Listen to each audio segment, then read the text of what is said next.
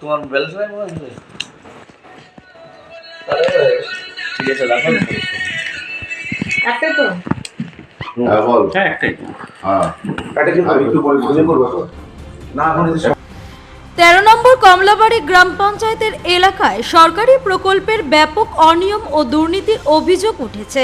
নাম প্রকাশে অনিচ্ছুক বাসিন্দাদের দাবি 100 দিনের কাজ, প্রধানমন্ত্রীর আবাস যোজনা, রাস্তা নর্দমা নির্মাণের মতন একাধিক প্রকল্পে কোটি কোটি টাকা আত্মসাৎ করা হয়েছে। এই অভিযোগের মূলে রয়েছে পঞ্চায়েতের প্রাক্তন প্রধান তথা তৃণমূলের পঞ্চায়েত সদস্য প্রশান্ত দাস ওরফে বুড়া, তৃণমূলের সহ সভাপতি পূর্ণেন্দু দে ও তার ছেলে পুষ্পেন্দু দে ওরফে পাপ্পু। বর্তমানে তারা কোটি কোটি টাকার মালিক। কি নেই তাদের? নার্সিং হোম থেকে শুরু করে পেট্রোল পাম্প, একাধিক পাতি মিল, চেরাই মিল, মদের ফ্যাক্টরি, এই সবই রয়েছে তৃণমূলের আমলে। একসময় তারা করতেন কংগ্রেস। তৃণমূল ক্ষমতায় আসার পর তৃণমূলের যোগ দিয়ে জেলা পরিষদের সহ সভাধিপতি হন পূর্ণেন্দু দে। সিপিএম এর জেলা পরিষদকে সরিয়ে তৃণমূলের জেলা পরিষদ গঠন করেন।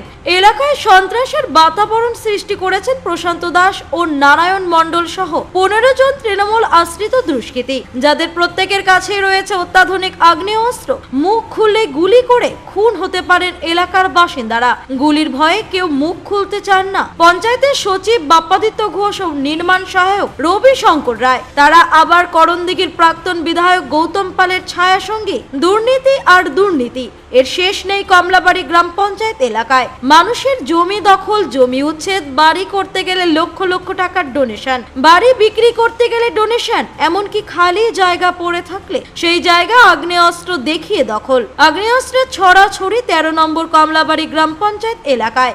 যখন গোটা পশ্চিমবঙ্গে তৃণমূলের দুর্নীতিগ্রস্ত দাপুটে নেতারা পালিয়ে বেড়াচ্ছে, তখন 13 নম্বর কমলাবাড়ি গ্রাম পঞ্চায়েতের এই সমস্ত তৃণমূল নেতারা রীতিমতো আগ্নেয়াস্ত্র নিয়ে ঘুরে বেড়াচ্ছেন। তাদের দাপটে রাষ্ট্রীয় স্বয়ংসেবক সংঘের কার্যকর্তা তথা বিজেপির 30 বছরের পুরনো কর্মী নীলাদ্রি বোস ওরফে বাবাই সহ 6 জন বিজেপি কর্মী প্রায় 25 দিন ধরে বাড়ি ছাড়া। তারা বাড়িতে ফিরলে বেঘরে প্রাণ দিতে হবে। তৃণমূল নেতারা রীতিমতো বাবাইয়ের স্ত্রী সহ অন্যান্য বিজেপি কর্মীর বাড়িতে গিয়ে হুমকি দিয়ে আসার পাশাপাশি বাড়ি ভাঙচুর করা হয়েছে বলে অভিযোগ। এই ঘটনায় রায়গঞ্জ মহিলা থানায় পরপর 3টি অভিযোগ দায়ের হলেও এখনো পর্যন্ত তৃণমূল আশ্রিত দুষ্কৃতীদের গ্রেপ্তার করছে না পুলিশ। গোটা গ্রাম পঞ্চায়েত এলাকায় বিজেপির কর্মীরা রীতিমতো আতঙ্কিত। একাংশ ঘর ছাড়া। বিজেপির প্রাক্তন রাজ্য সম্পাদক তথা পঞ্চায়েত ও গ্রাম উন্নয়ন মন্ত্রী দিলীপ ঘোষ বলেন, বিষয়টি নিয়ে ডিজির সঙ্গে কথা বলা হবে। শুনে যা মনে হচ্ছে পুলিশের চরিত্র এক ফোঁটাও বদলায়নি। এখনো তারা তৃণমূলের দলদাস হয়ে কাজ করার প্রবণতা রয়েছে। 13 নম্বর কমলাবাড়ি গ্রাম পঞ্চায়েতের বাসিন্দাদের মূল অভিযোগ আবাস যোজনা। প্রকৃত গরিব মানুষের নাম তালিকা থেকে বাদ দিয়ে সচ্ছল পরিবারের সদস্যদের নামে ঘর বরাদ্দের অভিযোগ। টাকার বিনিময়ে নাম তোলা হয়েছে বলেও দাবি স্থানীয়দের। সেই সঙ্গে রয়েছে 100 দিনের কাজ। জব কার্ড থাকা সত্ত্বেও অনেক শ্রমিক কাজ পায়নি, অথচ কাগজে কলমে কাজ দেখিয়ে ভুয়ো মজুরি তোলা হচ্ছে। মাঠে গিয়ে কাজের কোনো চিহ্ন পাওয়া যায়নি। এখানেই বাদ নয়, এরপরেও রয়েছে রাস্তা নির্মাণেও গাফিলতি। নতুন রাস্তা তৈরির কয়েক মাসের মধ্যেও তা ভেঙে গিয়েছে।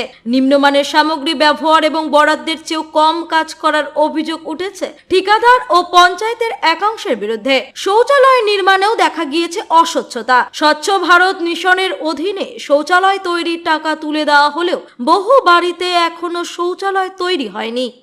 রায়গঞ্জ থেকে বিথিকা পালের রিপোর্ট, কুলিক নিউজ।